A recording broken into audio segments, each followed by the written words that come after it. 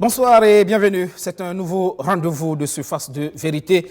Dans le fauteuil blanc, je reçois pour vous le docteur Maxime Kaboré, président du PIB, le parti indépendant du Burkina, qui entre-temps s'est offert d'autres casquettes.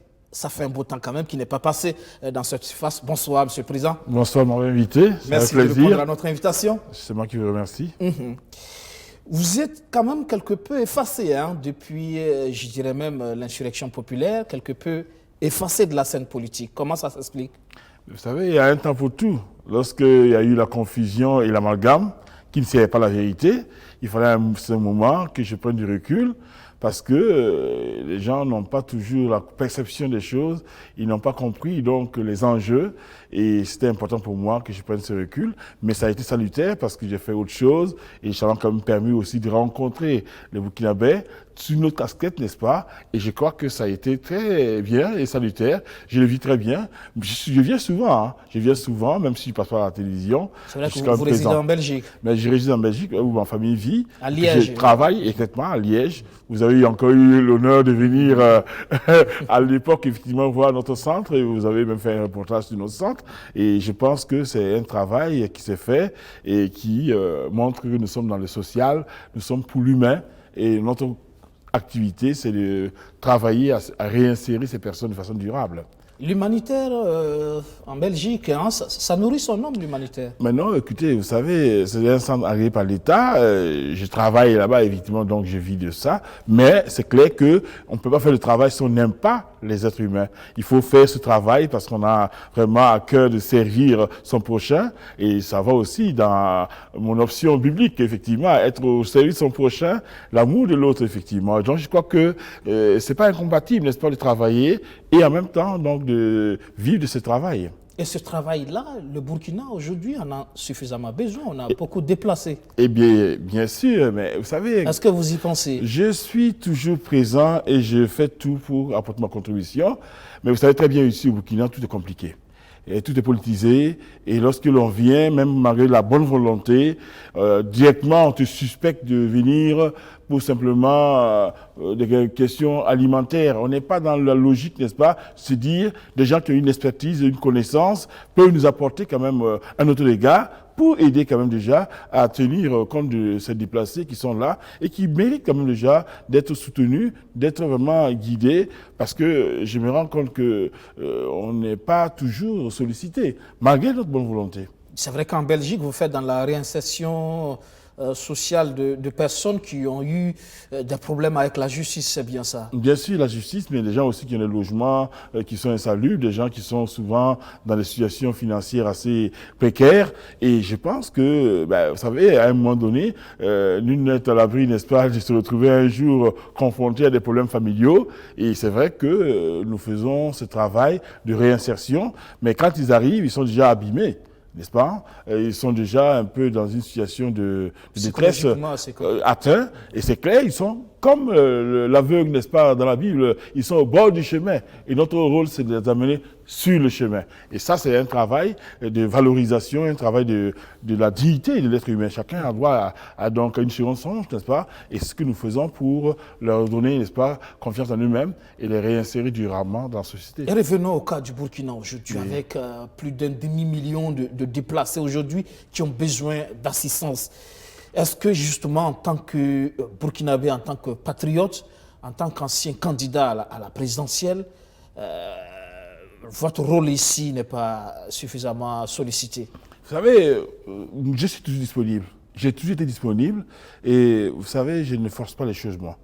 Et je dis que c'est toujours difficile ici de faire son travail et de venir même pour aider. Parce que les gens sont toujours dans les logiques, n'est-ce pas, partisanes.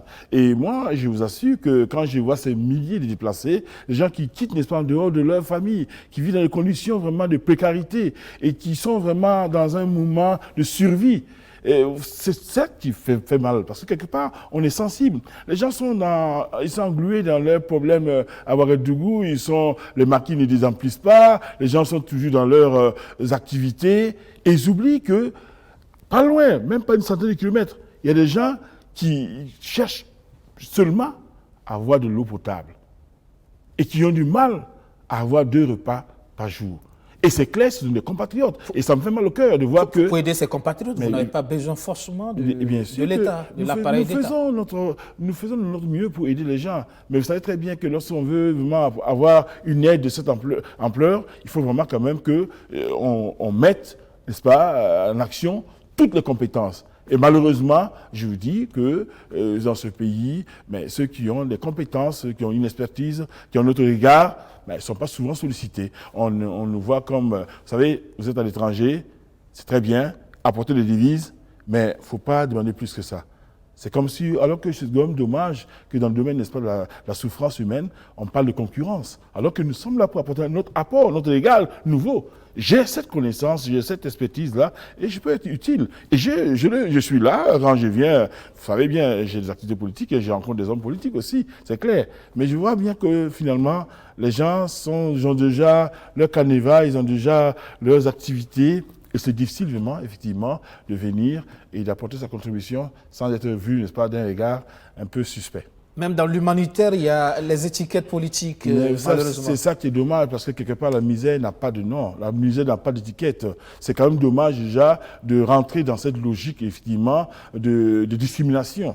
Et ça, c'est quand même dommage. D'accord. Moi, ce qui m'importe, c'est l'humain. Vous parlez d'autres expertises, d'autres expériences, justement, depuis tout ce temps. Retour aux études, c'est bien ça, pour un doctorat? Bien sûr. Doctorat en quoi? Mais j'ai fait un doctorat en sociologie.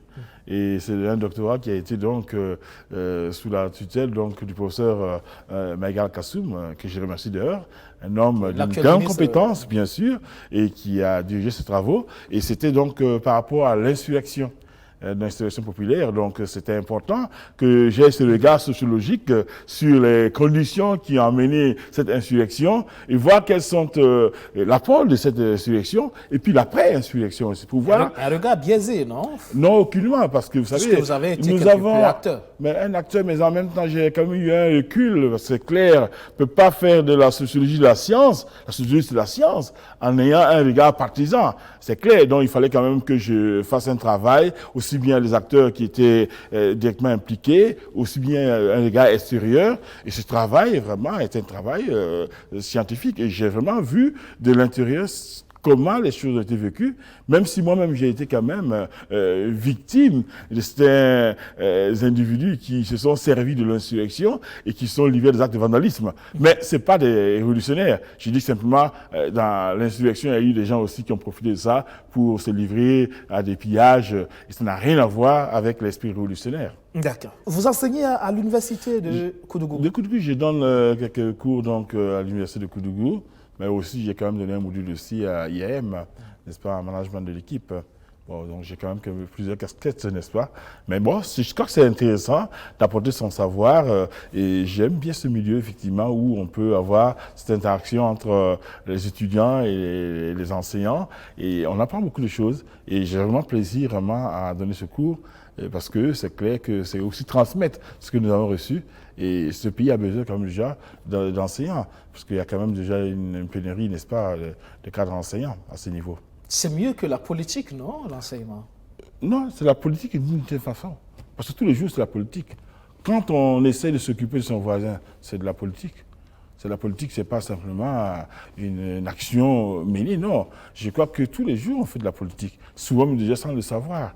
Et maintenant, il faut éviter la politique politicienne. C'est ça qui est un peu souvent décrié. Sinon, je crois qu'on ne peut pas vivre sans la politique. La politique politicienne, ça, vous savez le faire? Non, aucunement. Vous savez, j'ai toujours été contre, n'est-ce pas, l'esprit partisan. Moi, je suis intéressé par le bien commun. Je suis intéressé par ce qui touche à l'humain. Et au-delà des considérations partisanes. Et je n'ai pas un problème, n'est-ce pas, parce que finalement, dans un gouvernement, on met des gens qui sont de l'opposition parce qu'ils ont une expertise, une compétence. C'est le pays qu'on doit servir, on doit chercher le meilleur. Je ne suis pas dans une logique de dire mon camp. Non. Vous savez, quand le président est élu, il est élu comme président de tous les Burkinabés, y compris de ceux qui ne l'ont pas élu. Donc forcément, il ne doit pas seulement travailler que pour son camp. Il doit travailler pour tous les Burkinabés. Et il doit mettre aussi au service du pays tous ceux qui ont une compétence certaine, n'est-ce pas, pour que le pays avance. C'est pas une affaire personnelle, c'est une affaire de gérer le pays. Et quel est le regard des étudiants sur l'homme politique que vous êtes? Vous savez que les gens, ils arrivent, ils sont déjà un peu surpris. Et puis, ma foi, je pense que le domaine dans lequel j'enseigne, moi, j'essaie quand même déjà d'avoir une ouverture. Et c'est vrai, les échanges qui sont là. Mais je me centre d'abord sur l'enseignement, parce que le but, d'abord, c'est qu'ils acquièrent, n'est-ce pas, des compétences. Maintenant, c'est clair qu'effectivement, ils ont un regard en se disant, mais tiens, vous savez pas que vous avez une connaissance de l'enseignement. Certains m'ont dit, mais écoutez, vous ne vivez pas ici. Par contre, vous connaissez bien les choses. Je dis, mais vous savez, c'est pas parce qu'on ne vit pas ici que moi, je suis né à Ouagadougou, hein, vous savez. Je suis né à Ouagadougou. Je viens souvent, je côtoie les gens. Je ne suis pas dans le quartier riche, moi. Je côtoie les gens. Et je m'intéresse à l'être humain. J'écoute les gens. Donc, forcément, j'ai une connaissance des choses que certaines personnes qui vivent ici ne savent même pas. C'est ça qui est un peu souvent étonnant. Et des fois, je suis même plus informé que ceux qui vivent ici au pays. C'est quand même là. Parce que je m'intéresse à mon pays et tout ce qui concerne le Burkina, en tout cas, mais en tout cas, essentiel. Et les cours suspendus, justement, pour cause de ce que vous savez, le Covid-19, le coronavirus qui fait des ravages. Le Burkina, désormais, n'est pas épargné. On a déjà enregistré un cas de décès. Alors, comment vous appréciez la gestion de cette crise sanitaire? Vous savez, c'est vraiment un virus qui dépasse les frontières, ne peut pas barricader les frontières. Déjà, le mal est déjà là. Il fallait peut-être éviter que le virus ne rentre dans le pays. Pour le moment, il est ici. Donc, il faut maintenant freiner sa propagation. C'est ça le problème. Et puis aussi traiter les cas qui existent et en essayant d'étudier en tout cas les meilleures conditions sanitaires. Mais vous voyez bien que même les mesures qui sont prises, c'est des mesures qui sont un peu à la limite inappropriées. On va dire, oui, d'accord, on ferme les universités, les écoles. C'est rien, c'est des foyers où, en tout cas, il peut y avoir une infection. Mais quand on regarde le grand marché, il est ouvert. Il y a les yards qui sont ouverts. Les maquis ne remplissent pas. On voit encore certains lieux de culte, n'est-ce pas, il y a toujours foule. Ou bien même déjà même certaines autorités qui vont inaugurer et des situations où les gens font plus que 10 à 50 personnes. Donc, il faut quand même y avoir une cohérence. Il faut quand même travailler à sensibiliser les gens. Et je pense quand même qu'il y a eu en tout cas un manque terrible, n'est-ce pas, de communication, en ce sens que les personnes ressources, notamment les coutumiers, et puis, n'est-ce pas, les religieux, et les acteurs de la société civile, tout ça, ils doivent être intégrés dans cette décision. Il y a eu cette démarche envers toutes ces entités. Mais écoutez, vous savez, ce sont ces entités qui devaient porter, n'est-ce pas, le message. Ça passe mieux quand c'est apporté par ces gens que quand c'est une décision prise par le haut, même si c'est le haut qui doit quand même déjà avoir ce dernier mot, mais il aurait fallu comme déjà qu'il y ait une sensibilisation. Aujourd'hui, les gens pensent que c'est encore une affaire politique. J'ai écouté quelqu'un qui me dit, mais vous savez, très bien, c'est encore une parade, n'est-ce pas, du MPP pour empêcher effectivement la marche, n'est-ce pas, du 17 mars. Et c'est clair, ils ont trouvé ça pour casser le mouvement syndical. Des gens qui disent ça. Et ils ne sont pas conscients que partout ailleurs, n'est-ce pas, il y a des graves dangers et que les gens, même en France, il y a des confinements. J'ai vu, n'est-ce pas, des rues en France, finalement, où c'est désert.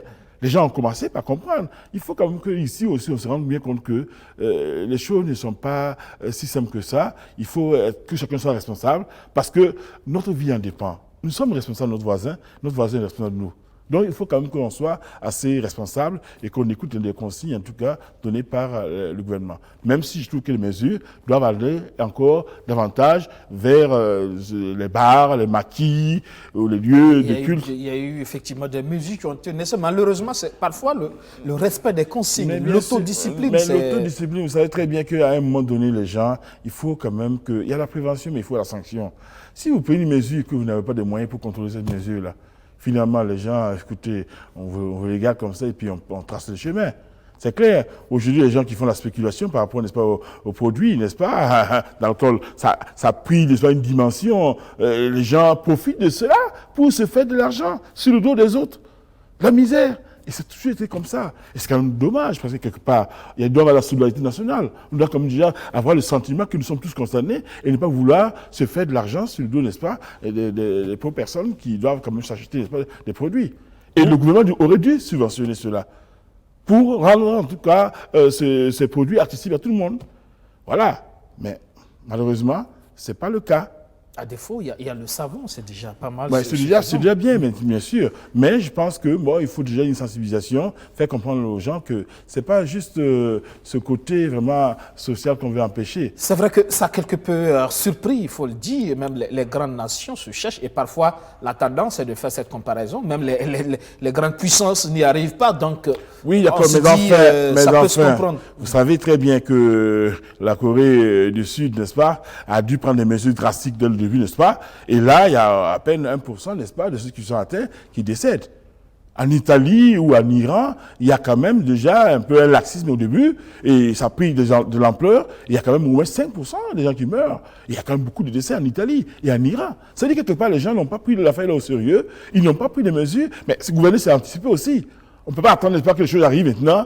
Oh, on laisse maintenant le fantôme entrer à la maison, maintenant on commence à crier. Non. Il faut commencer déjà à prendre des mesures et avoir une action proactive. Mais non, ils ne l'ont pas fait. Et je pense que c'est ce côté attentiste-là du gouvernement qui pose question. Moi, je ne comprends pas pourquoi donc finalement, mais le grand marché est toujours accessible, n'est-ce pas? Il y a des gares qui sont accessibles à tout le monde et on n'en parle les finances. Fermé aussi. Vous savez, les gens disent que quoi? Il faut qu'ils mangent. Ils ont besoin de manger. Ils disent que si nous, on ferme là, on ne peut pas pouvoir manger. Mais il faut quand même prendre des mesures aussi qui permettent quand même déjà aux gens de ne pas quand même perdre l'essentiel, n'est-ce pas? Ça, c'est des actions fortes aussi. Mais en disant que ce que l'on veut économiser aujourd'hui là, si on ne prend pas des mesures radicales, effectivement, on va payer plus cher demain. Et il y aura en tout cas, j'espère bien qu'avec Dieu nous a fait la grâce d'avoir un peu un soleil qui fait que quelque part le coronavirus, le Covid-19 ne prospère pas dans notre climat. Mais malgré tout cela, il faut quand même que des mesures... Les experts aussi disent que le soleil forcément ne l'empêche pas de... Oui, mais comme ils ont fait, il faut quand même démontrer que... Les cas se multiplient. Oui, mais bien sûr, mais il faut quand même des règles d'hygiène qui sont là, élémentaires. Et justement... Voilà. L'Europe, vous vivez en Belgique, l'Union européenne se barricade. Si les populations ne comprennent pas pourquoi, mais vous savez déjà, nous permettons toujours mais la fermeture des frontières, aujourd'hui c'est trop tard. C'est plutôt politique qu'autre chose. C'est pour aussi montrer que l'Europe aussi veille tout ça. Sinon le mal est déjà fait. Maintenant, c'est d'arriver vraiment au confinement, faire comme ce que Macron a décidé, n'est-ce pas, en France là. C'est clair, ça va quand même déjà diminuer. N'est-ce pas, qu'il n'y ait pas quand même une foule de personnes infectées et que les services d'urgence soient quand même déjà submergés. Parce que dans certaines localités, c'est vraiment difficile. L'armée, on a dû faire appel à l'armée. Hein, vous savez, donc tout ça fait que quelque part, aujourd'hui, nous devons quand même déjà nous inspirer de ce qui s'est passé ailleurs pour déjà prendre des mesures pour éviter effectivement que l'on soit vraiment dans des pics où l'on ne pourra plus vraiment faire autrement qu'il doit choisir qui doit vivre ou non. Vous parlez tout à l'heure de communication, c'est peut-être aussi le talon d'Achille de ce gouvernement, toujours décrié, la communication gouvernementale. Le défi, il est peut-être aussi à ce niveau, puisque c'est d'abord une question de sensibilisation, une question d'information. Exactement, mais je pense qu'en fait, ils ont toujours, n'est-ce pas, une action d'attendre les choses et ils réagissent. Il ne faut pas réagir. Vous savez, quand on gouverne, il faut déjà... Il y a quand même des experts qui sont autour d'eux. Ils lisent, ils savent bien ce qui se passe. Et c'est clair, le monde est comme un village. Vous savez, ce n'est pas en barricadant les choses. Non, vous savez, il y a des gens qui peuvent échapper, n'est-ce pas, au contrôle et qui se retrouvent là et qui ont peut-être le virus. Vous savez, entre les cas qui sont testés et les cas réels, il y a une distorsion. Il y a des fois des cas réels. Aujourd'hui, au Burkina, on dit qu'il y a des cas réels, environ une vingtaine, non, de personnes qui sont touchées. 27. Mais pendant ça, c'est le cas officiel, ceux qui ont été testés et ceux qui n'ont pas été testés. Les cas réels, peut-être qu'il y a peut-être 1000. On n'en sait rien. On n'en sait rien. Et ces gens circulent. Effectivement, il faut aussi quand même déjà travailler à faire quand même déjà le dépistage systématique. Bon, c'est vrai qu'on va dire c'est difficile, tout ça, mais il faut quand même, quand il y a des cas suspects, ou bien essayer de voir des zones à risque là, et devoir faire, n'est-ce pas, le dépistage. Comment on peut savoir si on ne fait pas le dépistage? C'est vrai que ça c'est difficile, encore une fois, même au niveau des pays d'Europe, ce débat est posé, ce dépistage systématique, etc., les mesures à prendre. Il y a du tâtonnement partout, mais il appartient à chaque pays, justement, de trouver sa voie.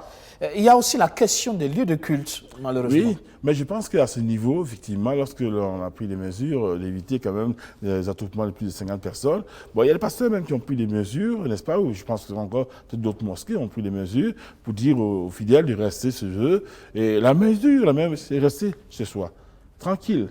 et éviter n'est pas les contacts sociaux. Maintenant, c'est clair que quand on ne prend pas vraiment des mesures pour vérifier l'effectivité, n'est-ce pas, de ces mesures, ça cause problème. On prend des mesures, mais on ne contrôle pas. Franchement, moi, quand je passais, j'ai vu encore une foule vers la maison du peuple. Hein. Les gens sont attroupés, les gens ont contact, il y a des magasins qui sont toujours ouverts, et il y a foule. Les gens aussi ont la peur aussi. C'est vrai qu'il faut quand même déjà éviter la psychose, mais il faut quand même donner l'explication pour que les gens se comprennent qu'on doit prendre l'affaire là au sérieux. C'est des questions sanitaires, c'est des questions vraiment d'urgence. Et puis, il y a aussi des gens qui sont formés, mais qui ne sont même pas utilisés à bon escient. Je lisais encore dans Façonnette un infirmier stagiaire, urgentiste, qui se plaignait que voilà, ils sont une certaine quantité, n'est-ce pas, de gens formés, et l'État a déboursé des sous pour les former, mais ils ne sont pas utilisés pour des cas comme ça. C'est clair. Il y a vraiment un problème en tout cas de coordination, un problème vraiment d'exploitation, n'est-ce pas, des ressources humaines pour que ces gens soient valorisés et mis en tout cas dans le terrain pour un peu aider ceux qui sont en première ligne. Et pendant que la maladie fait rage en Europe, vous comptez repartir Mais écoutez, vous en savez, Belgique? Mais moi, je suis quelqu'un de très responsable. Quand je vais partir, je ne vais pas passer mon temps à bourlinguer. Je vais rester tranquillement chez moi. Vous savez, c'est clair, ma famille vit là-bas, je ne vais pas rester ici, m'asseoir. Non, je crois que je serai là, je vais suivre les mesures qui seront prises par le gouvernement. On va rester chez soi. D'accord.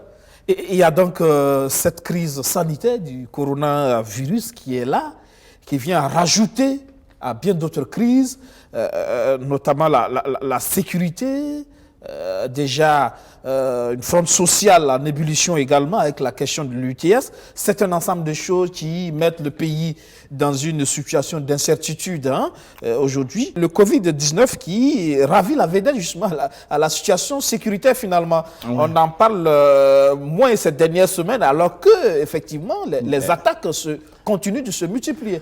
Vous savez, c'est toujours comme ça, quand il y a un événement nouveau, ça prend la place, n'est-ce pas, à ce qui est ancien, on a tendance à vouloir banaliser, alors que les attaques terroristes continuent toujours. Il y a des familles qui sont endeuillées, journalièrement, il y a des attaques, n'est-ce pas, dans d'autres régions, tout ça, et il ne faut pas perdre de vue, n'est-ce pas, cet aspect. Puis il y a encore d'autres maladies, n'est-ce pas, qui continuent toujours de ravager. Il y a la grippe, n'est-ce pas, il y a aussi le palu. Donc tout ça, on oublie, on pense que non, les choses, c'est vite passé.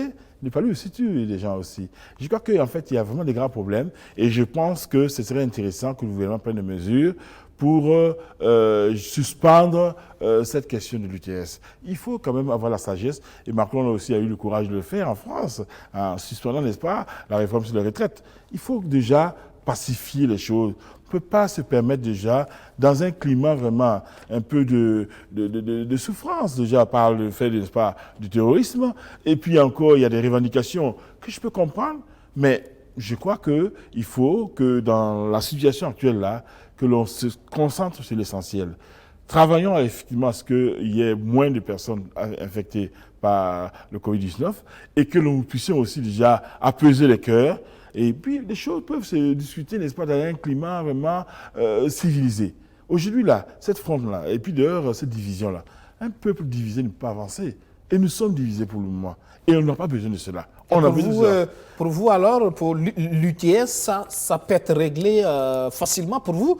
Il faut faire comme, justement, le président français l'a fait, suspendre cette question. Mais je pense que... pour concentrer les énergies sur mais je crois que le Covid-19 et la sécurité. Pas, les raisons invoquées pour imposer l'UTS, là, moi, je crois qu'il y a l'argent qui dort quelque part dans les sociétés minières qui doivent des milliards, mais bien sûr, à ce pays. Et ils ne sont pas inquiétés. Et on a aussi quand même des contribuables. D'ailleurs, la Cour des comptes a dû donc faire appel en disant qu'il y a des personnes morales et des personnes physiques qui doivent, n'est-ce pas, près de 20 milliards. Donc, il faut prendre l'argent là où l'argent se trouve. Et ne pas commencer déjà à créer des problèmes là où il n'y en a pas. Vous savez, on n'a pas besoin de tout cela. On aurait quand même pu parler de ces questions-là, vraiment en donnant le temps. Mais là, on a eu le sentiment qu'il y a eu un coup de force, n'est-ce pas, de la part, n'est-ce pas, du gouvernement. Et forcément, mais les gens ne comprennent pas pourquoi, effectivement, ils doivent serrer la ceinture, alors qu'ils ont le sentiment qu'ailleurs, mais les dignitaires, n'est-ce pas, se donnent, n'est-ce pas, des indemnités ou de bonnes fonctions, et qu'ils ne donnent pas l'exemple. Vous voyez, c'est un peu ça. À toi ou à raison. Je crois que c'est important. Alors, qu'est-ce qu'on fait dans ce contexte, justement, il faut avoir le courage. Pour certains, il appartient aux syndicats de comprendre toute la gravité de la situation sanitaire et de suspendre leur grève générale. C'est vrai qu'ils ont déjà suspendu la marche du 17, mais pour certains, il faut aller plus loin en renonçant définitivement à la grève générale. Ou alors, pour vous, c'est plutôt au gouvernement de suspendre l'UTS. Le gouvernement est allé un peu loin et souvent a peur de faire marche arrière pour ne pas perdre sa crédibilité, n'est-ce pas? On se dit, mais si on recule, est-ce que finalement, c'est pas, n'est-ce pas, un bol d'air? Et puis en même temps, c'est aussi permettre aux gens maintenant, à chaque moment, de dire, mais sur la lutte paye. C'est clair. Mais dans cette histoire, il faut voir l'intérêt du pays. Nous n'avons pas besoin, n'est-ce pas, de nous disperser dans d'autres choses. Il faut avoir le courage de dire, écoutez, on va suspendre cette histoire-là, on va prendre les choses doucement, en voyant l'essentiel. Pour l'instant, on est attelé, n'est-ce pas, à résoudre le problème, n'est-ce pas, de ce Covid-19. Ça, c'est une urgence. Il y a aussi les problèmes de sécurité. Est-ce que nous avons vraiment ce temps pour nous lancer dans des réformes ou dans des choses qui vont encore entraîner encore une ébullition et disperser nos forces et que ça va servir encore à nos ennemis? Non, le pays n'a pas besoin de ça. Donc il faut avoir le courage politique de dire, mais nous allons vraiment suspendre cela. Et je crois que le gouvernement serait bien inspiré, n'est-ce pas, de mettre un peu de l'eau dans son vin et que aussi, face, n'est-ce pas, à la situation sanitaire qui prévaut à l'heure actuelle, il est aussi sage que les syndicats comprennent que l'on ne peut pas vouloir rentrer dans une forme, n'est-ce pas, de bras de fer, et alors que nous sommes, n'est-ce pas, préoccupés par des questions vraiment qui sont prioritaires. Donc, de part et d'autre, il faut vraiment que la sagesse prenne le dessus et que le mette balle à terre. Il faut laisser les choses comme telles et avoir le courage de dire, nous allons peut-être parler de ces choses-là en essayant de voir ce qui est bien, ce qui... Parce que quelque part aussi, vous savez, même si ce n'est pas une somme, je dirais, imposante pour certaines personnes, certains ont dit c'est 4 000, c'est 10 000, mais vous savez, la fronde en 66, hein, c'est pour une augmentation justement de 750 francs qui a amené la chute. Oui, parce que les gens ont eu le sentiment que ce n'est pas normal de devoir payer encore les mêmes qui doivent toujours faire l'effort et que d'autres, n'est-ce pas, ne prennent pas part à la souffrance sous le soleil. Il faut donner l'exemple. Et je crois que dans cette histoire-là, la communication est mal passée et en tout cas, le gouvernement aurait dû avoir, en tout cas, ce dialogue, aller jusqu'au bout. Et puis, on est en année électorale. Bon, moi, je ne sais pas si réellement, c'est vraiment se tirer une balle dans le pied, vraiment, c'est à ce moment que l'on essaie quand même de créer des problèmes. Sinon, je dirais, si c'est pour faire la politique politicienne, comme je dirais, ce que je n'aime pas d'ailleurs, mais stratégiquement, c'est vraiment pas à une année électorale qu'il faut arriver là à commencer à vouloir faire de ces réformes-là pour s'attirer des problèmes. Peut-être que, comme le dit certains aussi, tout ça c'est calculé. Ah oui, dans le but, n'est-ce pas, de créer, n'est-ce pas, le blocage pour ne pas aller aux élections. C'est ce que pensent certains Burkinabés. Je crois que c'est un calcul en tout cas risqué et il faut vraiment être assez suicidaire pour faire ce calcul-là. Moi, je crois qu'il faut qu'on aille aux élections, même si les conditions ne sont pas réunies. Et je vois déjà les milliers de déplacés, comment faire des élections dans ces conditions. Et encore maintenant, avec la crise qui est là, vous savez, même le premier tour en France, ils ont été mal inspirés, j'espère, de le maintenir. Alors que les gens ont dit aux gens de ne pas sortir, de ne pas faire ceci, cela. Et par contre, ils ne peuvent pas aller voter. Donc, c'est un peu contradictoire. Donc, les gens se sont mobilisés pour aller voter. On dit, mais leur élection, nous les laissons à leur élection. Donc, il faut aussi éviter, moment, que telle situation ne se répète ici. Voilà, il faut s'inspirer de ce qui se passe ailleurs. Voilà. Il y a donc ces élections de novembre 2020 avec finalement toutes ces menaces, terrorisme et maintenant Covid-19. Est-ce que les élections, justement, ne sont pas plus que jamais menacées? Oui, vous savez, moi je dis clairement, même par rapport un peu au coût des élections, mais c'est des sommes astronomiques, n'est-ce pas? Et je pense que dans un contexte vraiment sécuritaire difficile, où on a besoin de moyens pour équiper les forces de défense de sécurité, dans un pays où finalement on a besoin d'équiper quand même déjà les différents services sanitaires pour faire face, n'est-ce pas, d'ailleurs, à cette menace vraiment de ce Covid-19, je crois que finalement utiliser des sommes pareilles pour aller aux élections, ça me paraît anachronique. Et je crois que face à des situations nouvelles, il faut quand même déjà que chacun, ça c'est raison gardée, il faut quand même déjà que les gens comprennent qu'on ne peut pas utiliser de telles sommes pour organiser des élections dans des conditions difficiles, mais on dira toujours la démocratie a un prix. Mais oui, un prix, mais il ne faut pas faire tout et n'importe quoi. Je crois que pour le moment, le pays est en danger. Nous vivons dans une guerre. Et Macron a répété plusieurs fois, nous sommes en guerre, 6 fois il a répété. Mais nous sommes ici au Burkina aussi en guerre contre le terrorisme. Et nous serons bientôt en guerre contre, n'est-ce pas, le Covid-19. C'est clair. Hein? Et ça, c'est important. Je crois que quand il y a une guerre, toutes les forces doivent se mobiliser pour que nous puissions remporter la victoire. C'est clair. On peut perdre des batailles, mais la guerre, on doit la remporter. Et je crois que quelque part, tout le monde doit être intégré dans cette histoire. D'où l'importance quand même déjà de pacifier le pays et de ne pas chercher à nous divertir. Donc cette année électorale-là, vraiment, Dieu seul sait comment les choses vont aller jusqu'au bout, parce que lui sait ce qui sera fait demain.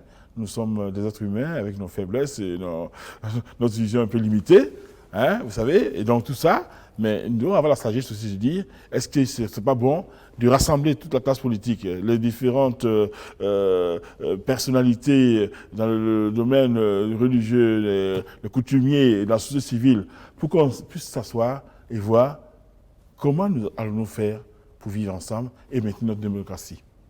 Pour vous, les politiques, c'est toujours ça. On ramène tout toujours à la réconciliation. Mais oui, vous savez très bien, un pays... Est-ce que ça règle toujours tout? Mais vous savez, moi je ne suis pas pour que les gens se mettent derrière... Il y a des gens qui refusent la réconciliation pour des intérêts inavoués et inavouables. Parce que ces gens aiment toujours quand il y a la guerre, quand il y a des problèmes, eux ils vivent bien. Hein, ils n'aiment pas... Moi je trouve que le pays a besoin de se réconcilier. Nous avons besoin d'être en paix. Et je crois que permettre à ceux qui sont à l'extérieur de rentrer, on va dire, mais de toute façon, personne ne les entend de rentrer. Mais ils peuvent rentrer n'importe comment non plus. C'est pour rentrer et peut être inquiété et qu'il y ait des actes de vengeance, n'est-ce pas? Tout ça, ça se négocie. Ailleurs, ça s'est fait, mais ça a été comment organisé. Il faut quand même que nous puissions nous rassembler, que l'on puisse me mettre table rase, n'est-ce pas? Discuter de nos problèmes et que finalement nous puissions dire, voilà, nous avons merdé, nous avons des torts, on demande pardon, le pardon donne à celui qui se repent. Et on passe à autre chose et on ouvre une nouvelle page pour construire le Burkina Faso dans un esprit de paix. Ce n'est pas la réconciliation qui va régler le problème du Covid-19. Non, mais non, je vous parle pas de façon générale. Mais le Covid-19, je crois que déjà, ça c'est la responsabilité individuelle. Commencer déjà par appliquer les règles, n'est-ce pas, de mesures qui sont édictées par les autorités sanitaires. Il faut déjà que chacun reste chez lui et que les gens évitent, n'est-ce pas, de se saluer n'importe comment. Je pense qu'il faut aussi que les gens se disent, voilà, nous avons quand même déjà une part de responsabilité dans la propagation, n'est-ce pas, de ce virus-là. Mais je crois qu'au-delà du virus, le virus Covid-19, d'ici là, je suis convaincu qu'on trouvera une solution pour que ce soit une histoire ancienne. Et après, le Burkina devrait continuer à avancer toujours vers le développement, et ça c'est clair. Aujourd'hui, est-ce que justement les partisans du report des élections n'auront pas finalement raison?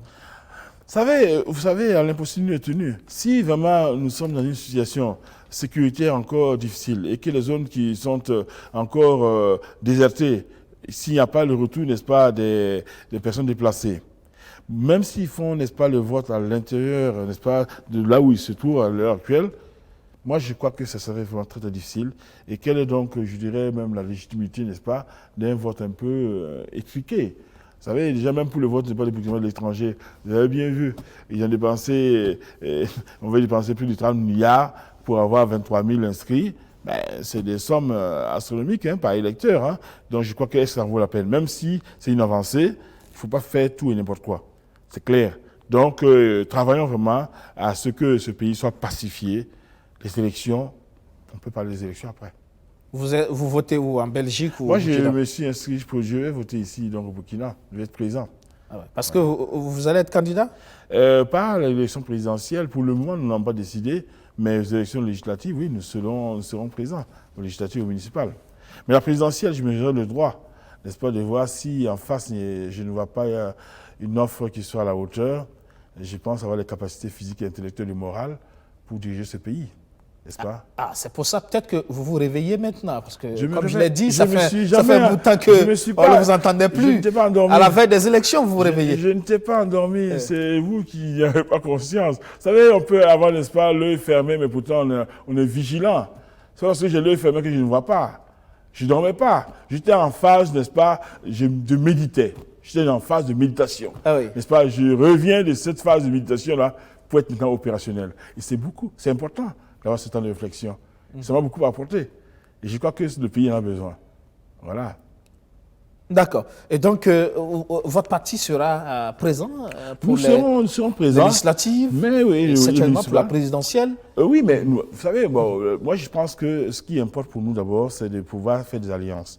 Et nous allons faire des alliances avec des partis qui partagent, n'est-ce pas, nos idéaux. La majorité présidentielle. Mais non, je ne suis pas forcément de la majorité, ça peut être de l'opposition. Je suis, vous savez, je suis un indépendant. Je suis indépendant. Nous sommes libres. Nous ne sommes pas dans des combines. Vous savez, je ne suis pas affilié au chef de l'opposition. Je ne suis pas affilié non plus à la majorité. Hein. Je suis indépendant. Voilà.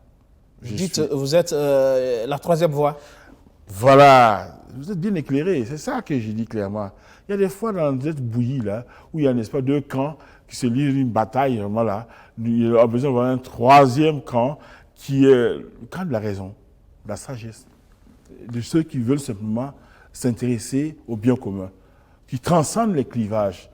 La misère n'est pas de gauche ou de droite, elle n'est pas de l'opposition ou de la majorité, elle est simplement humaine. Et nous, notre camp, c'est le camp de l'humain. Et ça, c'est clair, je me positionne toujours pour dire, si le gouvernement prend des mesures qui vont dans le sens de ce que nous souhaitons, nous allons applaudir. Je n'ai pas d'état d'âme à ce niveau.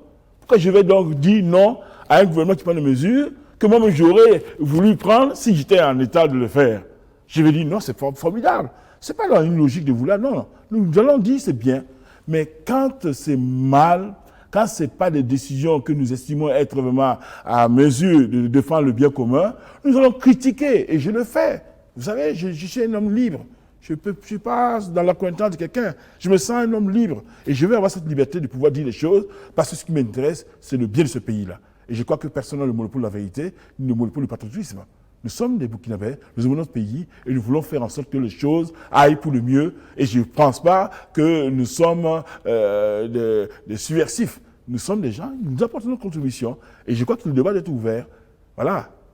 La Direction générale des libertés publiques menace justement les partis qui ne tiennent pas convenablement les instances. Oui, mais nous sommes en règle. Vous savez, je suis un républicain. Moi, je suis un légaliste. Nous sommes en règle.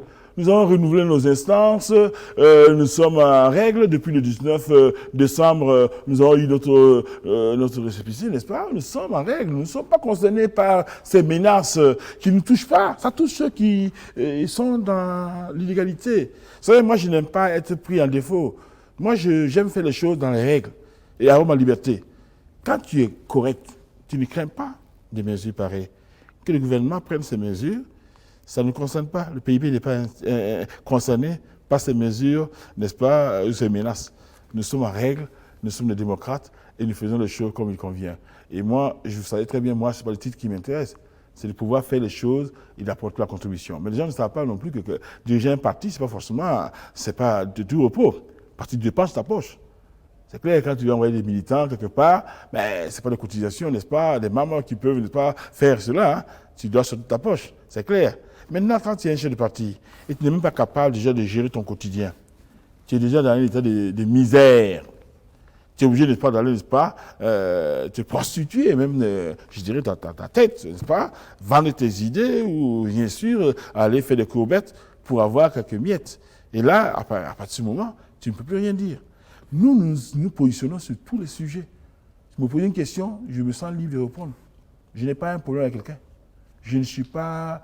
je n'ai pas de problème avec quelqu'un. Pour la politique, ce n'est pas une question de personne. Okay. Voilà. Alors, pendant longtemps, certains analystes ont pensé que le parti au pouvoir était suffisamment fragilisé depuis déjà le départ de Salifou Diallo, mais à l'interne aussi, il y aurait des bisbilles. Finalement, le MPP vient donc de tenir son congrès, visiblement avec succès, qui confirme justement Simo Compaoré à la tête de ce parti.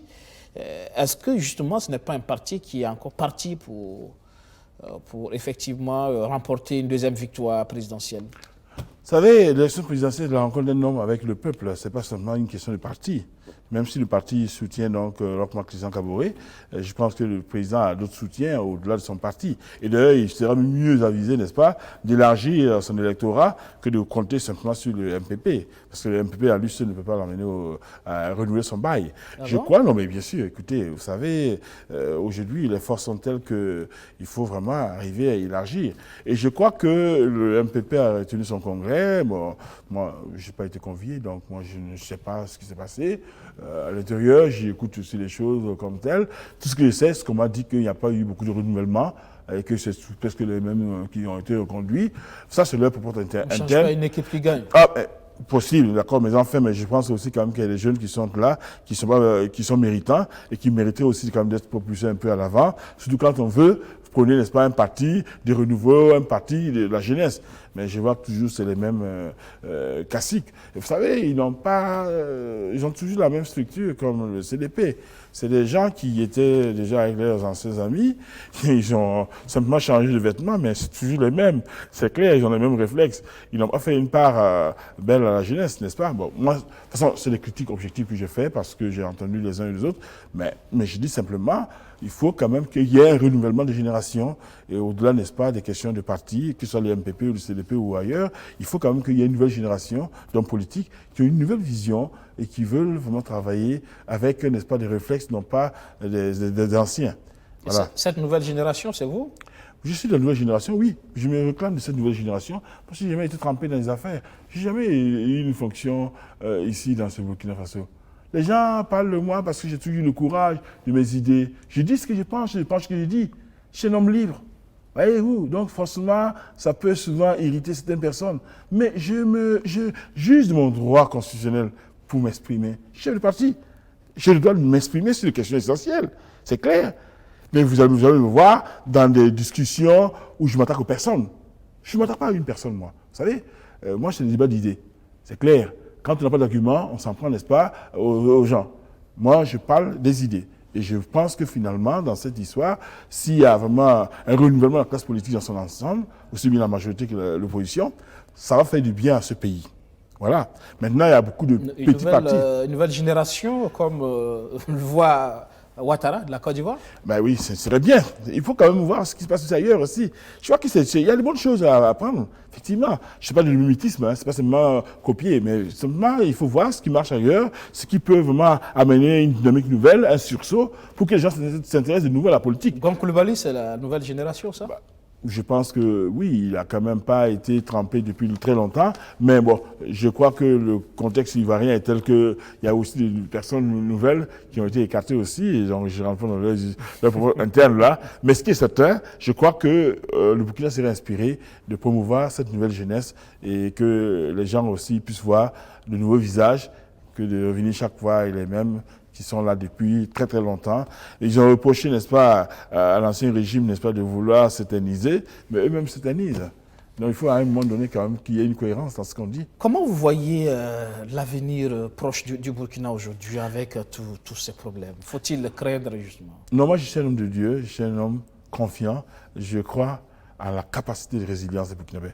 Je crois qu'il peut y avoir un sursaut pour peu que les gens aient vraiment à cœur de servir le pays dans l'intérêt général.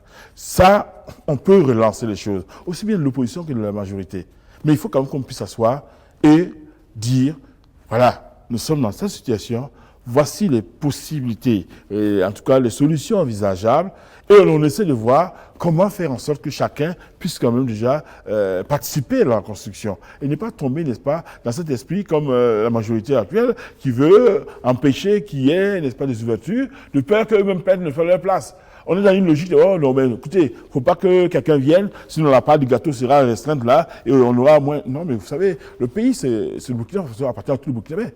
Il faut quand même mettre les meilleurs là où il faut. Et ça, moi, je prends, n'est-ce pas, les mérites. Et je crois que moi, je n'ai pas peur pour l'avenir de ce pays. Je crois que le président Maxime Kaboré est un homme très sage, un homme humain. Par moment, le reproche qu'on lui fait, c'est d'être un peu attentiste, c'est d'être un peu, peut-être, lent à la détente, effectivement. Donc, on dira aussi qu'il est mal entouré. C'est d'ailleurs même le reproche qui était fait à l'ancien président.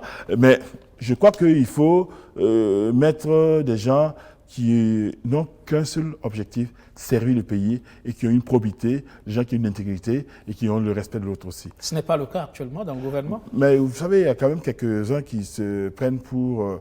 ils font comme si on sont arrivés alors qu'ils sont même pas au départ. Mais voilà, ils ont ce comportement un peu arrogant, on parle avec suffisance, et on a vite oublié que non, on revient d'une insurrection, mais on se comporte toujours vraiment en ayant ce mépris. Vous savez, c'est aussi les causes qui ont entraîné l'insurrection. Hein. C'est ce sentiment de suffisance, de mépris de l'autre, effectivement, et de croire que, voilà, on a la toute puissance. Non, il faut avoir l'humilité de servir le pays. Et quand on est ministre, on a été, c'est pas un concours hein, où on a été vraiment sélectionné. Non, c'est une nomination. C'est un service à la nation. Il faut le faire avec humilité. D'ailleurs, le ministère, ça veut dire quoi? Mais un ministère, c'est le service. C'est le service. Et c'est clair. Il faut oublier ministère avec magistère. Voilà. Je crois que souvent, certains ministres pensent qu'ils sont dans un magistère et ils ne sont pas dans un ministère. Le vote de la diaspora, finalement, comment? Mais écoutez, vous savez... Un peu hypothétique, non, finalement, avec ces maigres résultats. Ils ont fait tout ce tapage, mais c'est la montagne qui a couché d'une souris. Mais comme je dis, il faut quand même déjà reconnaître à ce gouvernement le mérite d'avoir été jusqu'au bout pour que ce vote soit effectif. Depuis longtemps, on en parle et c'est clair. Mais ce qui est certain, le résultat n'est pas à la hauteur des attentes en tout cas. Et il y a eu beaucoup de problèmes de communication. Et puis moi, certains pensent que c'était fait dans un but bien de limiter, n'est-ce pas, le vote, n'est-ce pas, de la diaspora, parce que ce vote serait un vote sanction. Donc forcément, il faut éviter qu'ils puissent quand même s'inscrire en créant des conditions drastiques pour que les gens puissent avoir accès, n'est-ce pas, au lieu, n'est-ce pas, d'inscription. Mais enfin, bon, je crois que ce qui est là, c'est que, bon, c'est une première étape, mais je crois que le coût, en tout cas, c'est exorbitant pour le résultat qui a été, en tout cas, attendu. Nous sommes en fin d'émission. Vous repartez là pour la Belgique. Il y a cette affaire, notamment l'affaire Rokia Traoré, du nom de cette artiste malienne détenue à la prison de Fleury-Mourégie en France pour un contentieux qui l'oppose à son ex-compagnon sur la garde de leur fille de 4 ans. La justice belge a condamné l'artiste justement pour enlèvement, séquestration et prise d'otage et avait émis un mandat d'arrêt international contre elle. C'est là une histoire qui suscite beaucoup d'indignation au sein notamment des panafricanistes qui ont l'impression encore que ça, c'est toujours ce regard condescendant entre l'Afrique et l'Europe où on n'a aucun respect pour l'Afrique, pour détenir un passeport diplomatique, pour ses États, sa justice qui avait donné raison justement à cet artiste, la justice malienne, quelque part, pour la garde de l'enfant. Comment le comprenez-vous qui vivez en Belgique Vous savez, les questions familiales, quand il y a des divisions, quand il y a des situations un peu dramatiques où les enfants sont mêlés, c'est assez délicat. Mais ce qui est certain, vraiment, bon, je pense qu'il aurait quand même fallu que l'on tienne compte aussi des décisions du Mali. Oui, c'est clair. Dans la coopération judiciaire, maintenant, on a le sentiment que tout compte fait, mais on compte pour du beurre, quoi. C'est clair. Et ça peut encore créer un sentiment un peu de révolte et d'indignation que je peux comprendre. Mais enfin, je ne connais pas le fond du dossier, mais je crois qu'il est toujours important que dans des situations pareilles, on essaie de passer par la négociation pour que chacun trouve son compte, parce que c'est difficile quand même déjà de séparer l'enfant de son père Et puis, simplement, bon, voilà, et si on a le sentiment que l'enfant va aller très loin, loin de son père, alors qu'il a aussi le droit aussi de maintenir des liens avec le père, c'est clair. Et donc, au-delà, n'est-ce pas, de l'aspect purement africain ou européen ou quoi, c'est une affaire humaine. Je crois que aussi bien les pères doivent être respectés et les mères aussi doivent être respectées. Ici, il y a une décision prise par une juridiction. Il faut que aussi, dans le cadre de la coopération internationale, n'est-ce pas, que l'on tienne compte quand même de cette décision et ne pas balayer ça d'un trait de revers, simplement parce que c'est l'Afrique. Et voilà. Sinon, ça donne le sentiment que seule la justice donc du colon, n'est-ce pas, du blanc, a une prise sur les jeux de décision. Et ça, je peux comprendre l'indignation, mais il faut que dans des situations pareilles, il y ait des dialogues. L'agitation ne servira pas toujours les choses. Et derrière ça, il y a un enfant qui est en souffrance et qui a besoin de 2 parents. Merci, docteur Maxime Kaboré, d'être passé dans le fauteuil blanc ce soir. C'est moi qui vous remercie de m'avoir invité. C'est un plaisir. Merci. Le docteur Maxime Kaboré, président du PIB, le parti indépendant du Burkina, était notre invité pour ce numéro de Surface de vérité. Merci de l'avoir suivi. Excellent sur le programme sur notre chaîne. Bonsoir.